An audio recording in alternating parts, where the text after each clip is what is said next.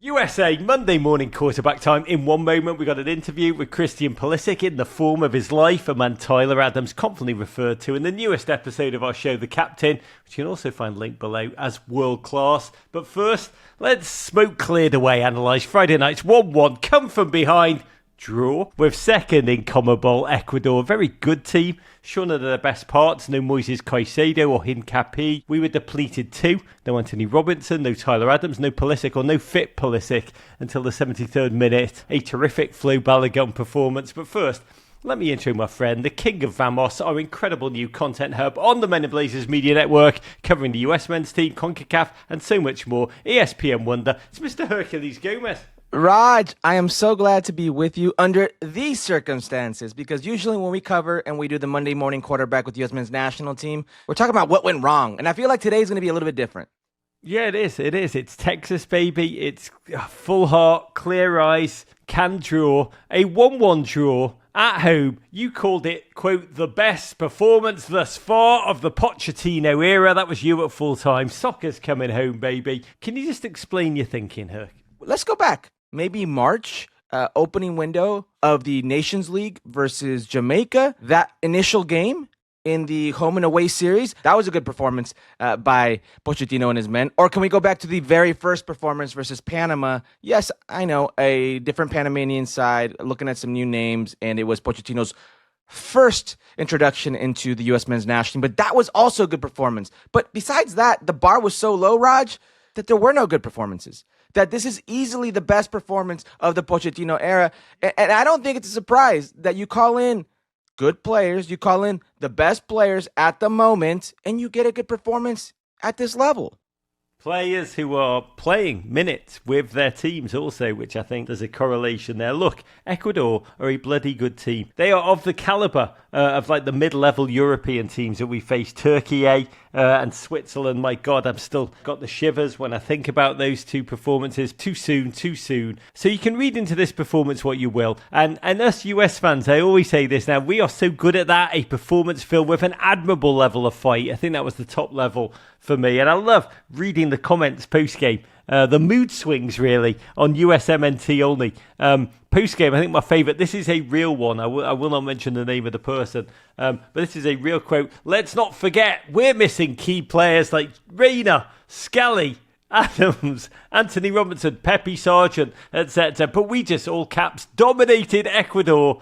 I have a good feeling about the World Cup. Semis or bust. When I read that, Herc, first of all, I love it. I love the surging optimism off that Friday performance. But I'll have some of what that person is smoking. Or drinking. I'll have one. This is to you. I'll take some of that as well. Listen, I want to be fair because Moises Caicedo, during his transfer, was the most expensive player in the Premier League. In Premier League history, the best league in the world. And he's a defensive player that changes the structure and maybe outcomes of a lot of their games if he's on the field. Hincapié as well. Good players, okay? That's fine.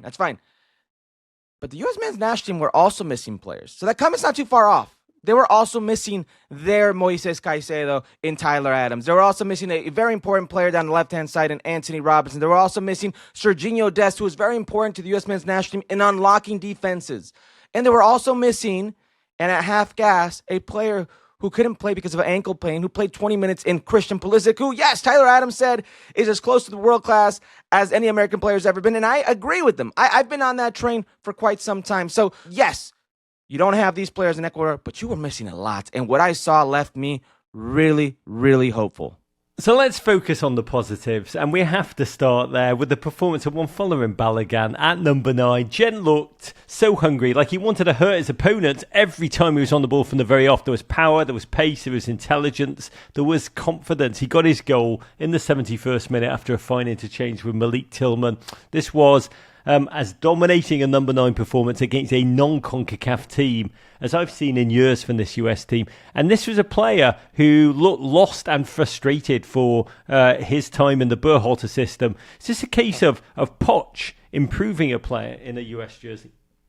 I don't know if it's a case of Poch improving a player in a U.S. jersey or a player finding his form with the U.S. men's national team. We've seen it with Malik Tillman. We were asking questions of Malik Tillman. When can he be the club player at the national team level? And he seems to now be unlocking himself with the national team. Farland Balogun is a forward that went for over $40 million. Is a player that was on Arsenal's radar. He was in the books.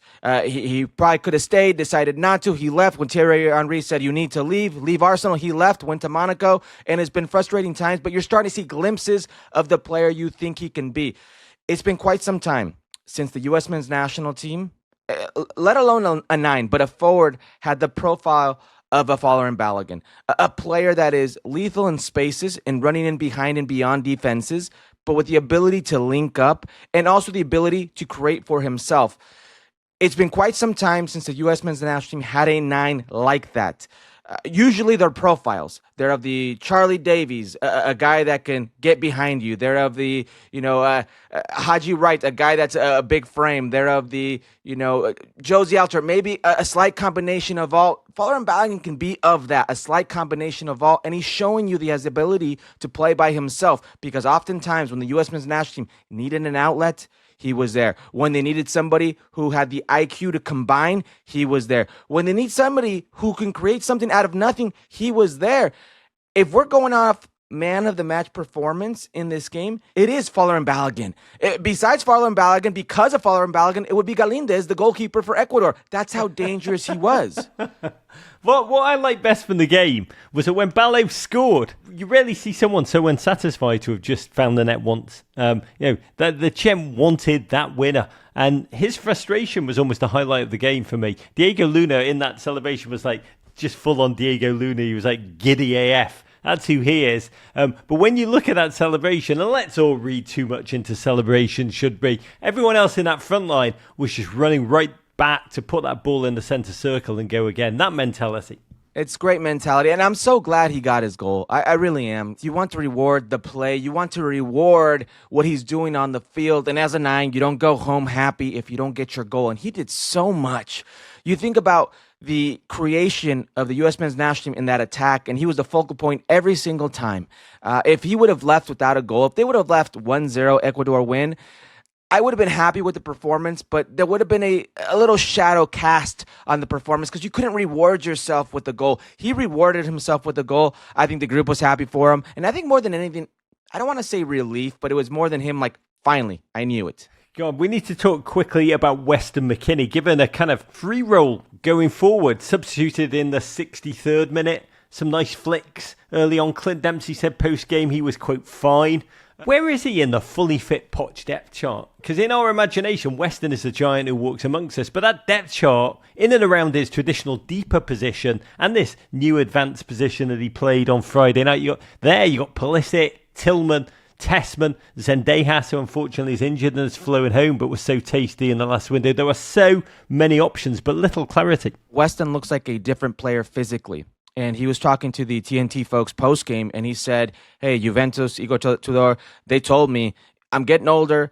I can't stay the same weight. I need to take care of myself. So he changed his diet. He looks like a slimmer Weston. Weston's always proven people wrong at his own rate, but the eye test to many when they first meet him, he doesn't pass. They want him to be healthier. They want him to be more professional. He seems to be more professional. But that depth chart, in that 5-man back line, if you're going to play 5-man back line, it's a double pivot. You need 2 defensive midfielders. One of them has to be a hybrid, but they have to be disciplined. And one was Aiden Morris playing the Tyler Adams role. The other was Tanner Tessman, who I thought was brilliant. And he was very disciplined in the way he defended, but he provided something else in the attack. He knew when to go forward. He was disciplined. He wouldn't just attack and roam. Weston McKennie was asked to play as a double 10. It's not foreign to him. Last year at Juventus, for Copa Minors, he played there. He played over a very good attacking 10. He played there, and he had a few games where he even scored some goals, and he was productive. But those aren't his best traits. You can't ask him to be creative in the final third and expect him to be the same player. He's a player who's very dangerous in the final third, arriving late from that midfield position into the box late. He can be a benefit to you when he does that. I don't know if he's the key to unlocking defenses. There's a play. It's the goal. It's one of the only negative remarks I have about the U.S. men's national team in this game.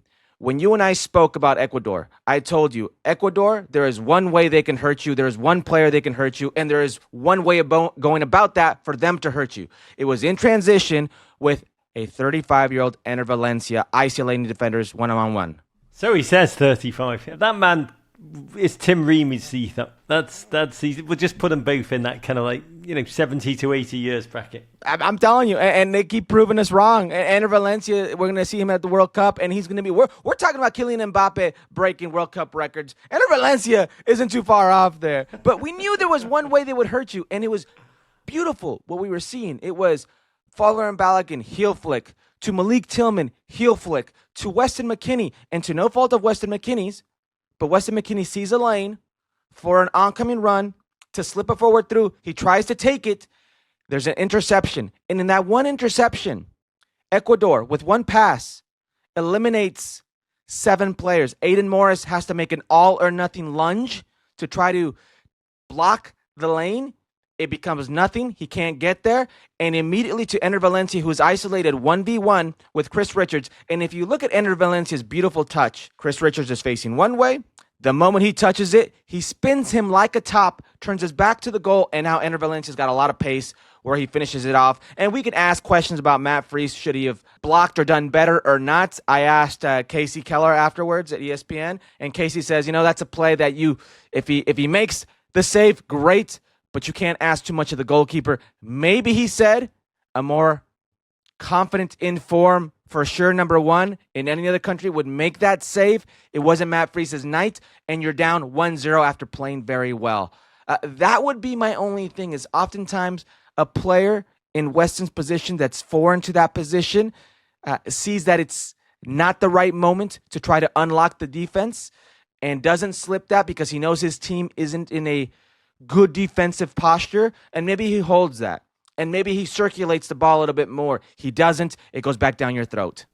So we have this system. You've articulated it really well. 3-man back line with, please God, hungry wing-backs who can defend. A double pivot in midfield. I think when Poch says trust the process, I believe this is the process in this point. Do you like this formation? It's good against deep-lying teams like Ecuador and most probably Australia on Tuesday night. It does risk us leaving ourselves one man short in the midfield against a better, more ambitious team. And then they can just pin our fullbacks back. That's it, Roger. You just explained it. You have an extra center back. You're going to take somebody out of the midfield.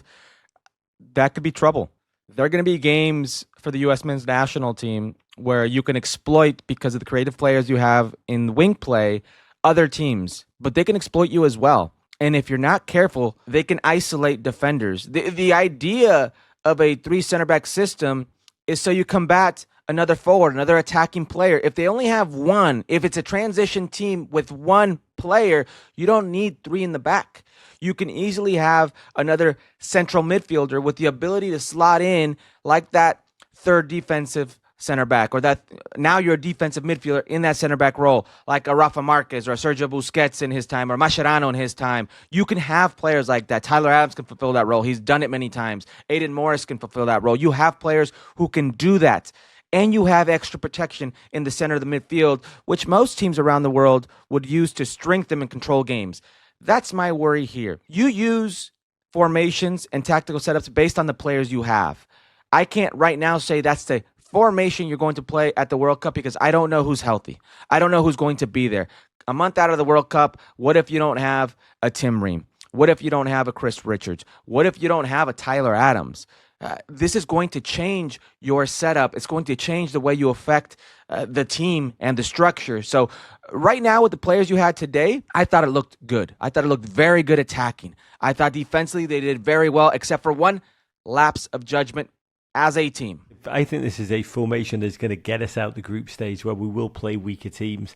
It is going to be fascinating. There's talk in 2026, those early friendlies against some truly awesome European foes, and it will be fascinating to see how the 3 at the back, if the 3 at the back holds up there. I want to look ahead to the Australia game in 1 second. Let me ask you this very quickly, though.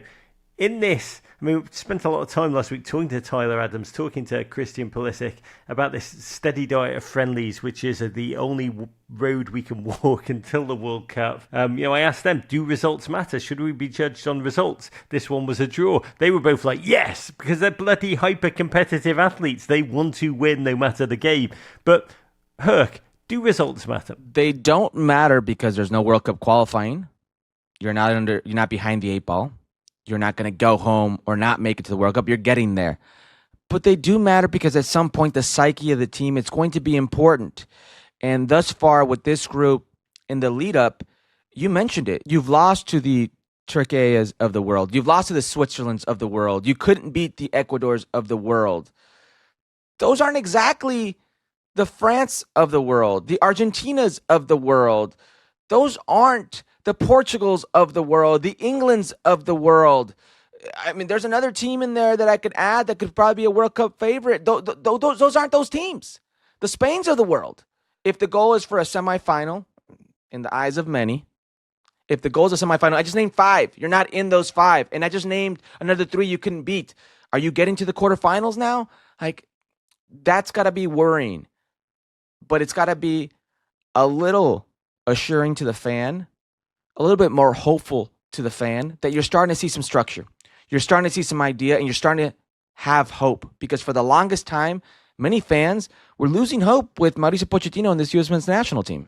Yeah, I mean, Poch posted after the game almost a slogan a day on the calendar motto, which I think is attributed to that old school business brain Pete Drucker. Tagged the US men's national team account when he posted it. The full quote is, "Culture eats strategy for breakfast," means that no matter how brilliant your business strategy is, if your team culture isn't aligned or if it's toxic, your strategy will fail. Culture is the collective behaviours, attitudes, beliefs and values that drive a team. I think it sounds better when Al Pacino reads it. But when you saw that post, who was he aiming this at? Did it make you think of the Yunus Musas, the Joe Scallies, that seem to have been discarded along the way? Or was it a message to the players who are still there? Or somebody else entirely, Herc? Or maybe all of the above. The press, the journalists who have questioned him, us in the media who ask questions of him. It felt a little premature. Post-game, Mauricio Pochettino, after a very good performance versus what I think is a very good Ecuadorian national team, a team that in World Cup qualifying conceded 5 goals in 18 matches, and you asked a lot of questions of them, a very well-coached team. He went on this little victory lap after a draw, talking about, I'm just so glad we're not talking about effort, wanting to be here. We're talking about football. We're talking about tactics. And then 8 hours later, puts this on his Instagram story. I don't know who runs his social media account. I'd like to think it's him. But you just sat there and told us that culture wasn't what we should be talking about. We should be talking about what we see on the field. Now you're telling us it's culture over tactics. I don't know what he's getting out of this. This is, again, a very good performance against a very good team. But it seems premature. So I'd love him to post tonight just himself in the Tim Robinson hot dog soup. I'm trying to find the guy who did this. But let's move on to Tuesday night. Just at me, bro. Just at me. We go again. Australia, who on Friday night beat Canada 1-0 with some robust backline and some gritty play, plus a goal from their 19-year-old star boy, Nestori Rankunda. Watford player's second goal in 2 games. Their goalkeeper, Paul Izzo, pulled off a point-blank save to shut down, how dare he, Jacob Schaffelberg in the 90th minute to deliver a Socceroos 1-0 win. What kind of game are we in for? Something I would say similar to what we thought we would be in for with Ecuador, which would be a stingy back line, a very gritty defensive team. They're going to play 5 at the back. They're going to make it very difficult, as they did for Canada. I think it was like 70-plus minutes.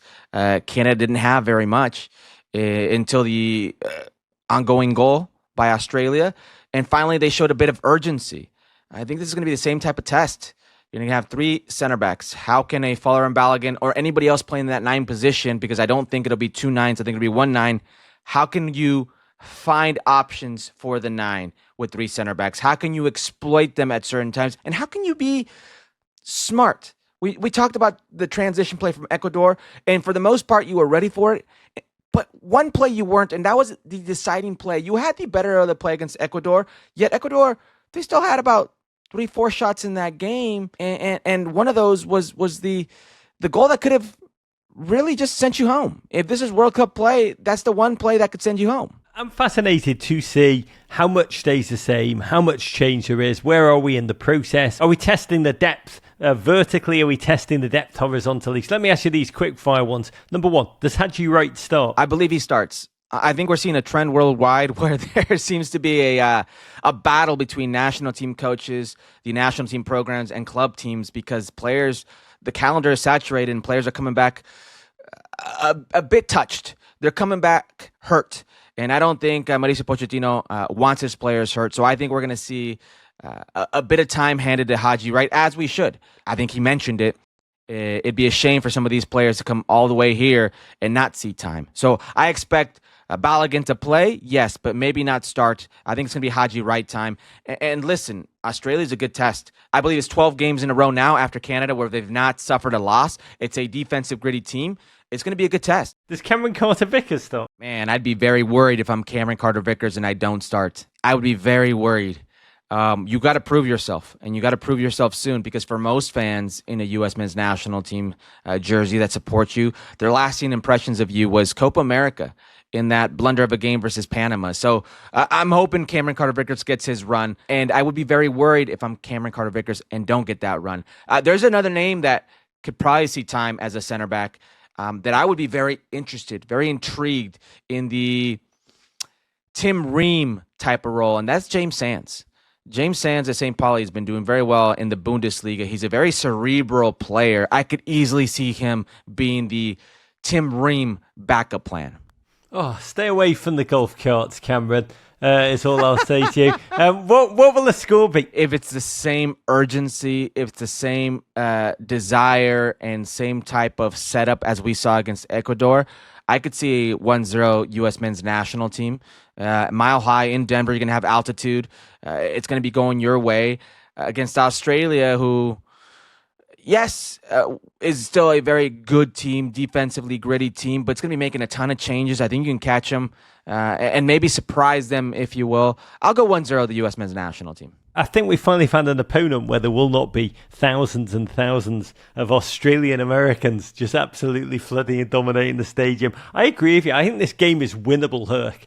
I think win this one. This is a pivotal game, really. Win this game, and the narrative around this team will change. It will change dramatically coming out of this window, slamming into the double battle against Paraguay and Uruguay, all the guys to come. It is fascinating to see how much of a lift is possible within touching distance for this team if they win. I think narratives, Raj, are important for fans, and you're coming off a window that saw the Mexican national team get humiliated in Arlington, Texas by the Colombian national team. A Colombian national team was missing a ton of stars, almost an alternate squad. And here you are with a very good performance against the Ecuadorian national team, one of the best teams in South American World Cup qualifying.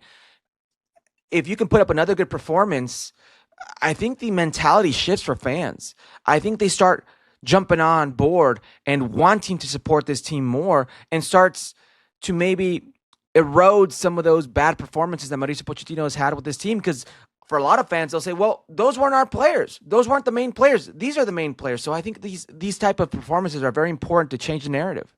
I could not agree more, and God bless the poster on USMNT only who had us in the semi-finals after the 1-1 draw of Ecuador. If we beat Australia, finals or bust, baby. That's how it works, and I've got to tell you, me too, because I'm ready to be hurt again. Oh, Herc, you're a beautiful human being. Thank you. Appreciate it, Raj. Thanks for having me. Oh, okay. Here's Christian Pulisic. My guest today is a gent who's at the top of his game, going to Italy to unlock new levels like Stanley Tucci, but with a better right foot. It's been a joy to witness him soar at the San Siro this season, where his Serie A leading goal haul have AC Milan hovering near the top of the table, prompting The Guardian to write, quote, "The best player for the best team in Serie A is an American." And not just an American, but he's the most important big game player the US men's team have created in the modern period. And here to break down the US, look forward to next summer's World Cup and possibly to discuss Italy's best cured meats. It's a joy to welcome back Mr. Christian Pulisic. What's up, Raj? Thanks for that introduction. Appreciate it. It's amazing. I mean, it's an amazing time to speak. I mean, what a start. Milan, third place. and you were playing in the form of your life. 4 goals, 2 assists, Serie A's top goal scorer. I think in Italy they say you are on fuoco. How do you explain it in your own mind, the start to the season? Yeah, I think it's been really positive. Honestly, starting with the team, I think we've made some adjustments, and new coach has come in, and I think we've been defending really well, which makes my job a lot easier, to be honest. So that's been great. I feel very confident in the position I've been playing with my teammates, and I'm just trying to enjoy every moment of it right now. I mean, you have had incredible spells in your career. Yeah, I'm still buzzing after the Burnley hat-trick. There was the lockdown games when you made Jurgen Klopp shake his head in wonder. But is this your current form? Do you feel like it's the form of your life? I try not to look at it in that way, I guess. I could say there's an argument. It's definitely been a great run, for sure, for the start of the season. But for me, really, I always try to hope that the best form of my life is coming. So I just want to keep that in front of me always, and kind of have that goal in front of me. I love that. By the way, that is advice not just for football but for life. And before we go further, I do want to say this interview is brought to you by the Active Cash Visa credit card from our friends at Wells Fargo. Visa Worldwide, partner of FIFA World Cup 26. So grateful to them for their support that's made this happen, their support of you, Christian. And when I watch you play, I do think about the classic NBA Jam game right now where they talked about a player being on fire or having a hot hand. I mean, when you take control of the ball, can you describe what goes through your mind for AC Milan at the moment when you take that ball in the final third, about what you want to do with it? I will say, I think in these really good moments, it's almost when I'm thinking the least, as crazy as it sounds. There's a lot of just instincts and just trusting in your ability. And then once I get into the final third, for me, it's just about creating. How can I help my team to score goals, create chances? And that's really what I'm all about, I guess. Is that it? At the peak, in your happy place, you're actually not thinking. It's almost Zen mindset. And the obverse is true. When you are in a moment of challenge, there's almost too much going on. For sure. I think there's some truth to that. And that's definitely how I feel. I definitely feel like, the game, when it's coming easy to you and you don't have to overthink, is definitely the best time. But part of it is also the Pulisic naissance. It's tactical. Your new Milan manager, Max Allegri, using you a lot more in a 5-3-2. Almost as a secondary forward, in which you've got permission to float, to almost to find your own shot, which you seem to be encouraged to do. You almost have a mandate to focus purely on creating and finishing. Definitely. I think it's been a good system. It's a good position for me. I've had a lot of freedom, kind of coming in off of the left side, but also being behind the striker at times, being able to come to the ball, but also make runs in behind, and using some of my strengths in that way. So I think it's been a really good position for me. What do you like the most, Christian? If you would say Christian Pulisic is where do you feel your best positioning? I think it's tough to say, but I think kind of, in the position I've been playing in recently is definitely where I feel one of the most comfortable. Central behind the striker? Yeah, I do definitely like, as a right-footed player, you like coming off the left side for sure, being able to create with your strong foot, also having the flexibility to kind of, float wide and coming, in behind the striker and crashing the box, I think is one of my strengths, so where I can do that. What kind of a striker do you like to play behind? Oof, that's a great question. I think I've gotten to experience and play with a lot of great players. I think this year, also playing with Santi has honestly been great. Like his work ethic and I think we've started to learn kind of each other's game a lot more, and we've become quite close. So it's been great. But also a lot of great strikers I play with the national team. I think it's just someone I can understand the game with, someone who we kind of play off of each other, and just have that chemistry, I guess. I saw an interview with Jack Grealish, which made me think a bit about you also this season. He was interviewed recently at Everton to explain why he's soaring again at the greatest club in the world. And he said something like, managers are good. Like, he was very keen to say managers are important. But he said sometimes he prefers it when a manager says, you're the footballer, go and do what you do. These are his words. Because when he's told to go into the micro detail, like cut back to the flank when you can, he said it's not as good as when a manager says, just go and be free. Go and do what you do. And I watched that. Do you relate to that, Christian? I would say to a certain extent, I definitely know what he means. You definitely want to have some freedom on the field, especially as an attacking player. I think it's one of the most important things. I think a lot of the best in the world will have a bit of that freedom. So I definitely agree. Yeah, I'm not going to go tell Coach Allegri, hey, I'm going to do what I want today. But it's important to do your defensive responsibilities, to do the right things, help the team when you need to, and make sacrifices. But absolutely, in the attacking sense, you definitely need a little bit of that freedom. I loved your thing about how the best days are ahead, and you like to think that. Are there elements of your game, when you look at it, Christian, that you would still like to sharpen, that you're still trying to work on? I know you're deeply obsessive. I know your game is a product of reps in the garden with your dad and your mum.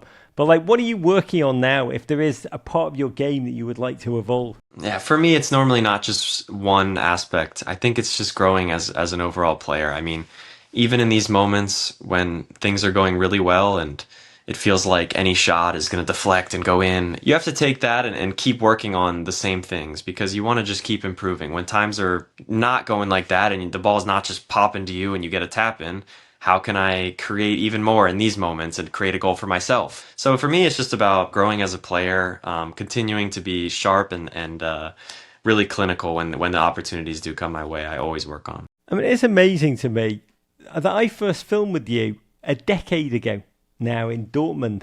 I think you just turned 17. I came to film with you. It was a Champions League game against Real Madrid in which you came on as a substitute and you totally changed the game, got Dortmund back into the tie. It was honestly electric to watch. And I met you after the game. You were just like filled with adrenaline. And I said, how are you going to celebrate? You were like so young. They were just like, I'm going to play EA Sports FIFA and just like burn off all of this energy. This past 10 years, does it feel like a long journey, or has it gone in a second? Has it gone quickly, or has it gone slowly? It's gone extremely quickly. It feels like, for me, I have to say, it like in my head, I'm still a young player. It's like that, for some reason, that like feeling hasn't changed. But then, you realize slowly, I'm never first in rondos anymore, because there's just younger guys constantly coming in, and the guys tell me, I was born in '04, and I'm just thinking like, wow, that sounds crazy to me. So it's flown by. I can't believe it's been 10 years, like you said. I mean, I'm just trying to enjoy every moment, because the next 10 years will go by just as fast, I'm sure. It's so funny. We still think of you as our kid, our hope. I mean, but you are 27 now. Before you know it, you'll be half Tim Ream's age. Yeah, exactly. Moving on. There's a constant conversation about whether a footballer's world class or not. We just had Tyler Adams on the show yesterday, your friend since your early teens.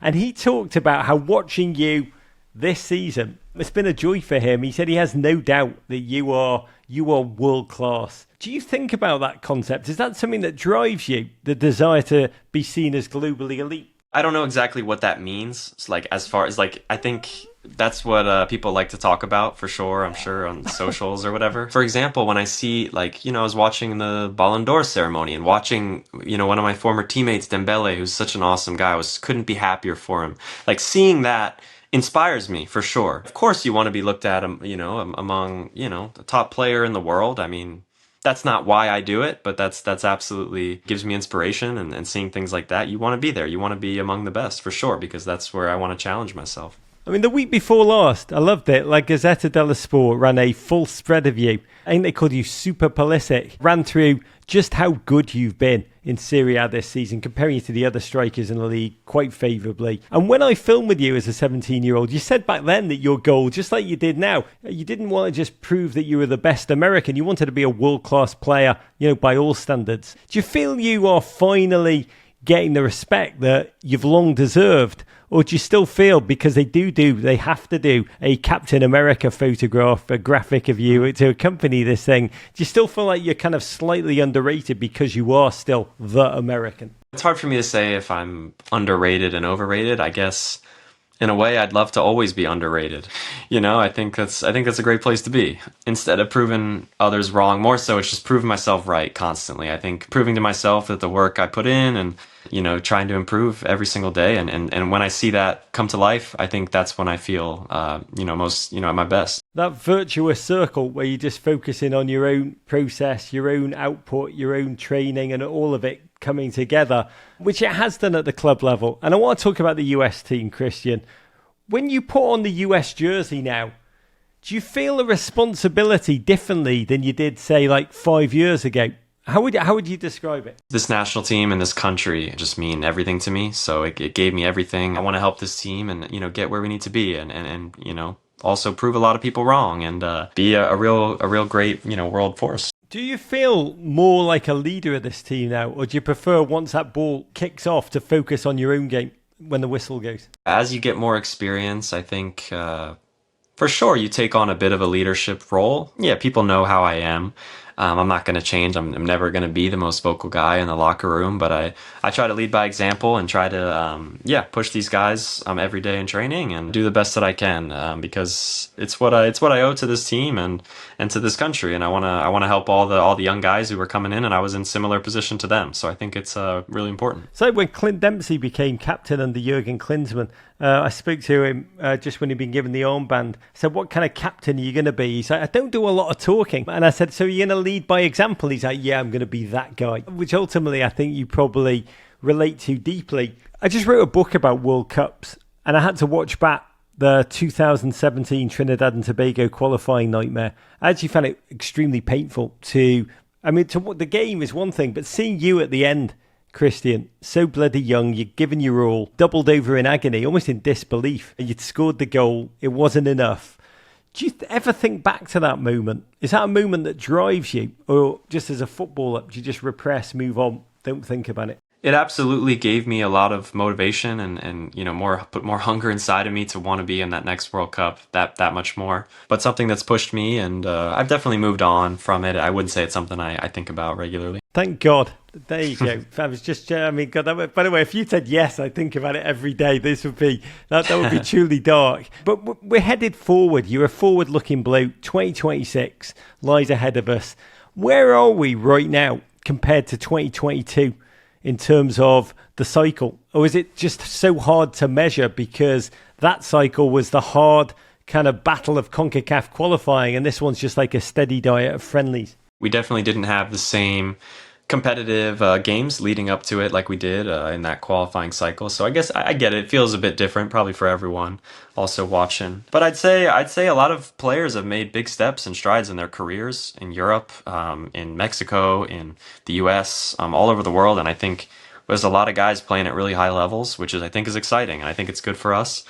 And yeah, we have the opportunity now to, get together a few more times and figure out how we're going to play the best possible, get in the best possible shape and condition going into the World Cup. And I feel confident. I really do. I feel good about the team. And I think there's good things to come. What's the secret to getting the best out of you in a US jersey, in your mind? I would say just keep doing as best I can at my club level is, first of all, it's like every day. It's not just when you come into camp. I think it's important to be in the best form that you can possibly be in. And when you're coming into camp, I think it should fit in naturally. I think it's continuing to get time and reps with the guys here, growing and learning some of the new teammates, getting together, figuring out how we're going to play, and just playing my best confident football and feeling that same way. Like I said, not having to overthink, playing my best style. And I think, I'll be in good shape. I mean, you played with many of these boys since you were 14, 15. You know so many of the core of the team so well. When you think about where you like to play, do you have a sense, or are you just like, play me anywhere? I'll find some space. I'll try and run at opponents. Or is there a place where you're like, if you put me there, I can really enforce my mind on the game? What you said first, just kind of being anywhere on that field where I can help and find my way to make a difference. Of course, I talked about earlier, like we said, with, kind of that, central position, coming off the striker, coming from the left side. I'm pretty comfortable in either of those, in all of those roles. So I think any of those positions, really, I'd say. We fans, American fans in particular, we got like two states. We're either in full-on doom mode or we're like ecstatic, we're going to win it all.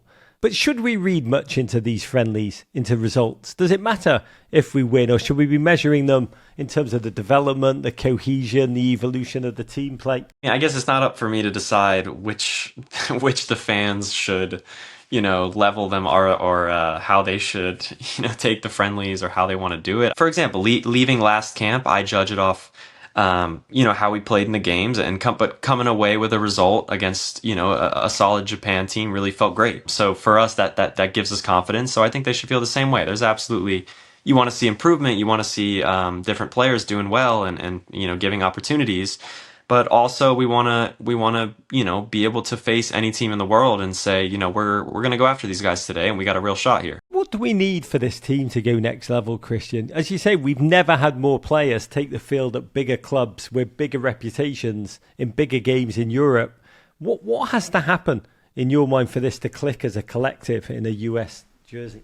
I think it's tough to say. Going into the World Cup, what it's going to take is playing against the best teams in the world and going out and competing and winning games when it really matters. And I think that's easier said than done. That's what we have to go out and do. We're going to have the opportunity to do that, but at the end of the day, we have to figure out who we feel our best team's going to be, and going into the tournament, having our best chance to compete against the best teams in the world. For us to go next level, is it mental or is it tactical? That next hurdle for us. It's a mix. It's a mix of everything. I think the guys care so much. We want it so bad. The motivation is there.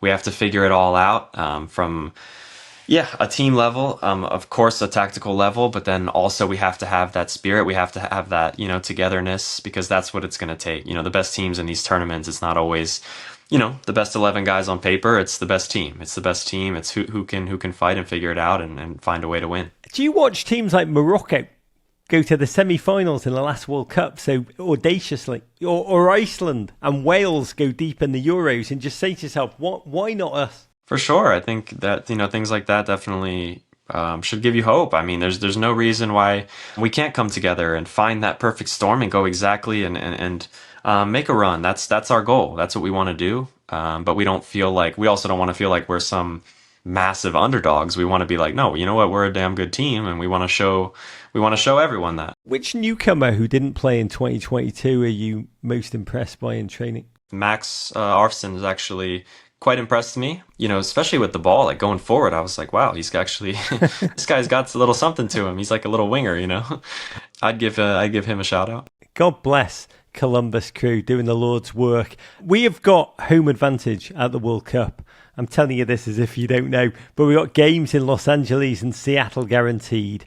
Do you think about the World Cup at all? Do you let yourself dream about 247 days away, or is that period of time just like a decade away in football terms? Feels quite far away, but at the same time, we just talked about how quick 10 years go by, so it'll be here. It'll be here in no time. I'm sure the season will fly by per usual, but I would say, the concept of it I'm excited about. I'm not thinking about, I guess, the games or like the World Cup yet, but I'm super excited. It's going to be, what better opportunity can you have? Play a World Cup in your home country. It's exciting. I know that you're a mad golfer, so I'm guessing you watched the Ryder Cup. Did that get you psyched? Or did it make you realise just how much the rest of the world is delighting in beating the United States in anything right now? It was definitely frustrating to watch the first 2 days, I'll say that much. I had to shut off my TV at a certain point.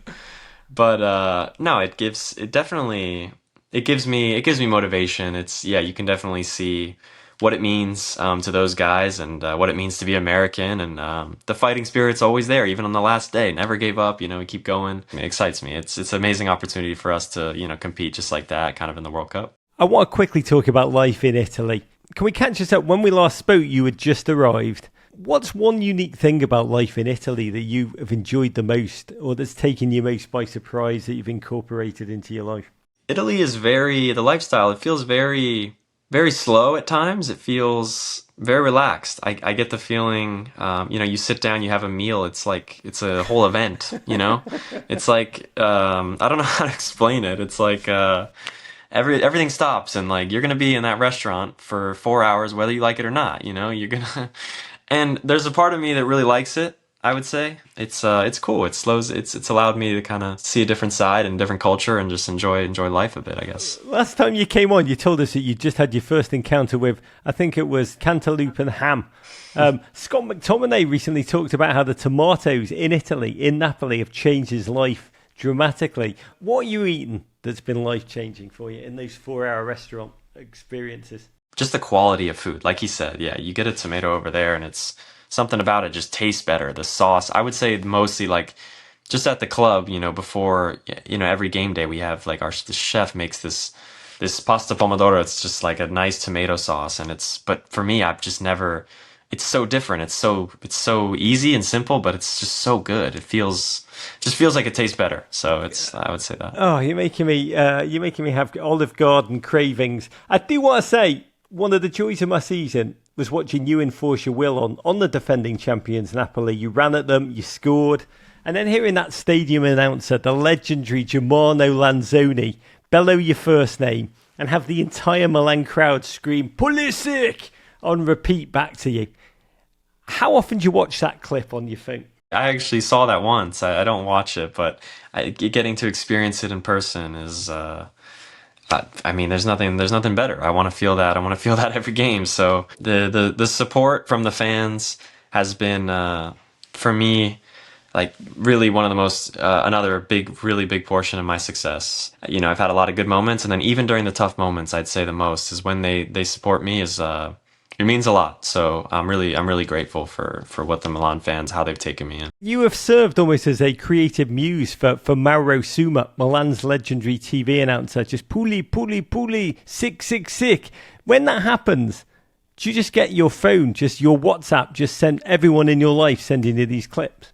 No, I don't know. I think my phone probably looks a little bit different than you would imagine. I think I have as little people that can contact me as possible. No, so after games, I get about 3 texts, maybe my parents and my sibling. By the way, how much pride does it give you, though, knowing that in those moments, in the San Siro, you, this kid from Hershey, Pennsylvania, is delivering this level of joy for that fan base at one of the most historic clubs in the world? It's amazing. I'm super blessed to be in this position. It is incredible. Truly, I want to give everything to that club, to that city. It means the world to me. So I'm excited. I'm excited for what's to come. Christian, what is your message to America, the fan base, about what to expect from this US team heading into the World Cup, to the diehards who were there at the last tournament, to people who are casual sports fans who are going to be tuning in because it's in the United States? What would be your message about what they'll see when they tune in to watch this team play a World Cup on home soil?